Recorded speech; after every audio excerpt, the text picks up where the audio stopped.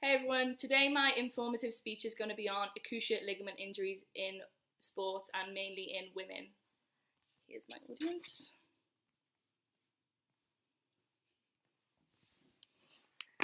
So my main topic I'm going to talk about is why women are more prone to tearing their ACL over men.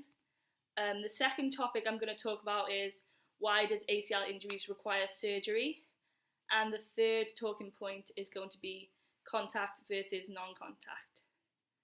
So the first topic is why women are more prone to tearing the ACL. This is because women have a wider pelvis as we give birth. This then causes more pressure on the Q angle in the knee, and this causes the pressure and the result in tearing the ACL. The Ortho website explains the intercondylar notch, which is the groove at the bottom of the femur where it meets the knee, is larger in men than in women. It's possible that this narrower notch in women restricts the movement of the ACL, especially during twisted movements. Carrie de Vries also explains, studies show that the way women do certain types of physical activity are different to those of men, which can put more pressure on the knee. Female knees are more turned in. Female knees are also less bent when jumping or landing.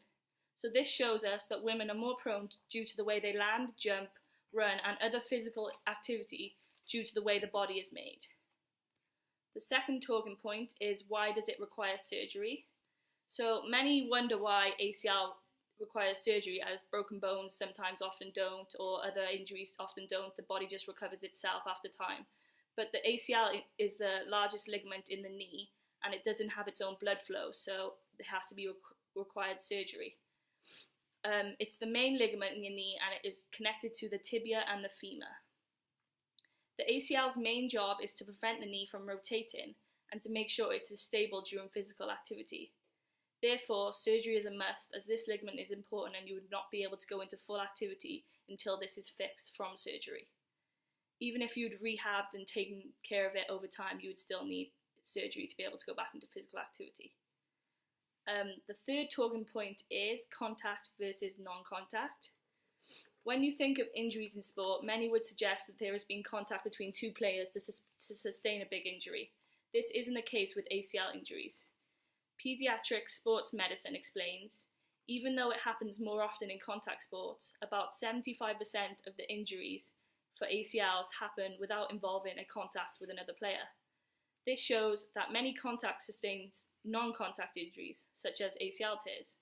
This happens more likely when a player tries to cut or turn quickly and their knee is twisted, but the knee is still planted in the floor with the position it first was. Stephen Horwitz explains, nearly 3/4 of anterior cruciate ligament injuries are non-contact injuries.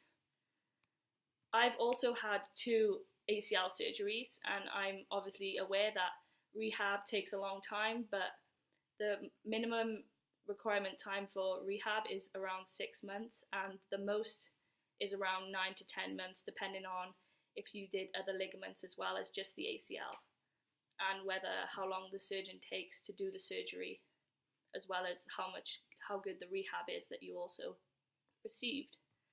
So in conclusion, women sustain more ACL injuries than men, and most are during contact sports, but with non-contact happening to them while they get the injury.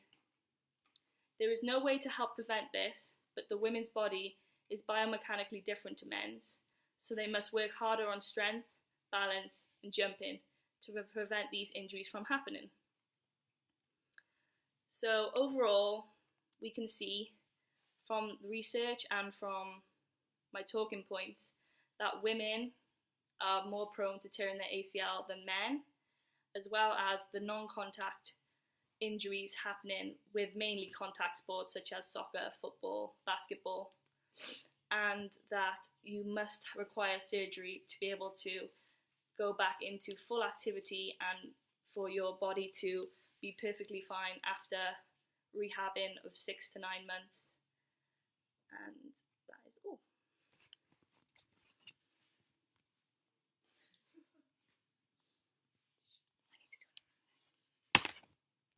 Thank you for your time, and I look forward to watching everyone's videos.